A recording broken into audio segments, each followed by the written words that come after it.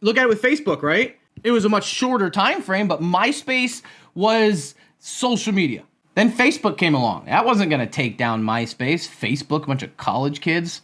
Facebook revolutionized it. And they did such a good job that Google came out with Google+.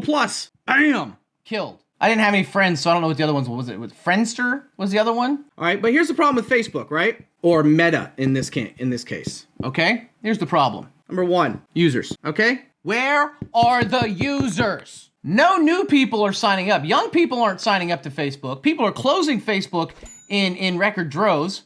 And half the Facebook counts are people who are old, so they're running out of people. And Facebook spent billions of dollars setting up infrastructure in Southeast Asia to give them internet just so they could sign up to be Facebook users. That's what they did. The actual Facebook page application is running out of users. And you can only have it with dead accounts for so long, because eventually if you're 90% of your revenue comes from ad revenue and you don't have users to view it, you're gonna start losing out on the amount of money you can charge for ad fills, because your fill rate's gonna be shit. Platform versus publisher debate and battle. Facebook doesn't own just Facebook, bud. Hey, bud, I'm on number 2.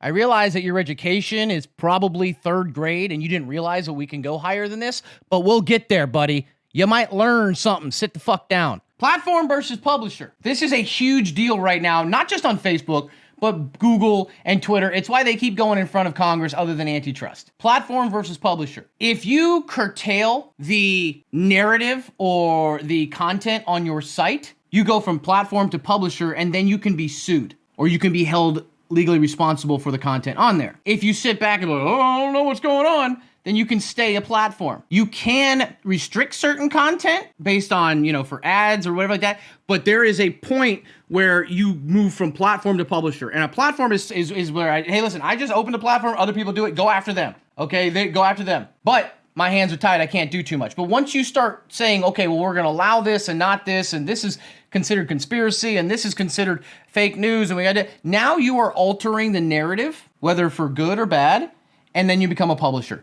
Now you've got legal issues. This is a big one. Instagram. Instagram isn't what it used to be. It's still big. Don't get me wrong. It's still big, but it's not what it used to be. There was a time where Instagram was the place. It still has a lot of users, but people spend less time on Instagram than they used to. Why is that important? Is everybody here familiar with algorithms, social media algorithms? Social media algorithms have one job and one job only, and that is to keep you on the site longer. It is there to serve you content that you are more likely to stay on that site. Netflix's former CEO once famously, or maybe nobody even knows they said our biggest competitor is not other streaming services, it's sleep. This is what algorithms are designed for, is to keep you on their site. The problem is with Instagram is there's too many goddamn competitors now. People who once spent hours on Instagram are now spending time on OnlyFans or on TikTok. So what are they trying to do to keep that user engagement? They're trying to keep short form videos with Reels. Fun fact, last year we talked about this, Facebook was spending a lot of money on trying to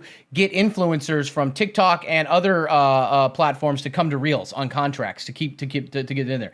So that's what they're trying to do. The problem is that TikTok is just taking over the world. It's the most visited site in the world last year. So Reels just doesn't have the user base. TikTok's algorithm is already set up for all the people that are there.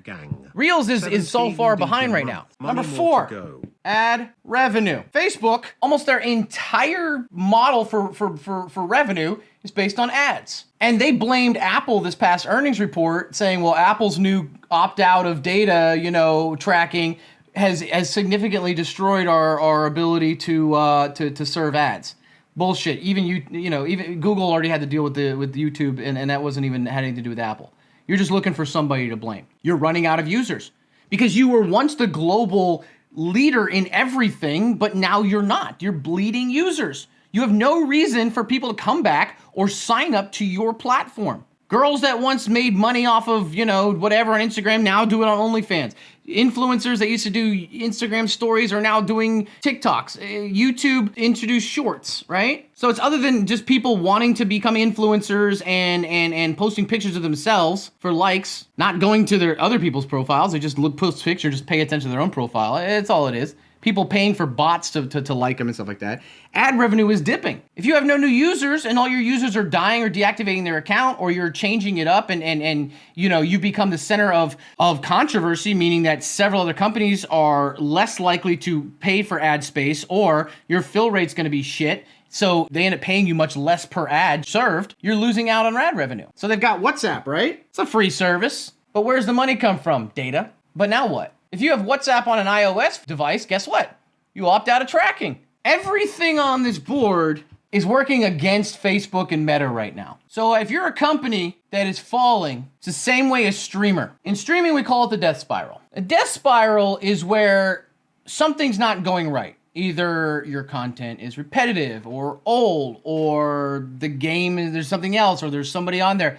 And you start noticing that you're losing viewership and engagement and followers. So instead of either riding through the highs and lows or noticing a pattern and making a positive change, this ends up happening. And then they get angry, they get depressed, they get, anxiety.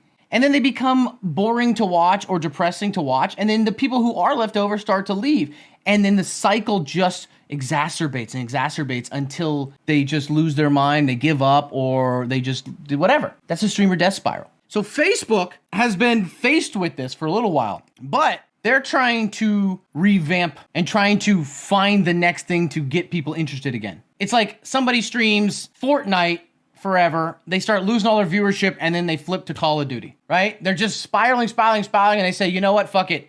I've got the name recognition, I've got this, let's try a new game. And so in my opinion, Metaverse is just a new outfit, or it's a rebranding. Maybe they just dump all of their capital, all of their assets into developing the Metaverse so they can be first there. But can I be honest with you? They're late to the game on this. I mean, Roblox, this fucking kids game, is leaps and bounds above Facebook already. So, I mean, even Snapchat's getting into it. Augmented reality is coming. So they have a long way to go to make this happen. And the problem is that they're gonna have to reacquire users if they're not first. The hope is that they've changed, right? Like, this is your ex-boyfriend or your ex-girlfriend, whatever you're into.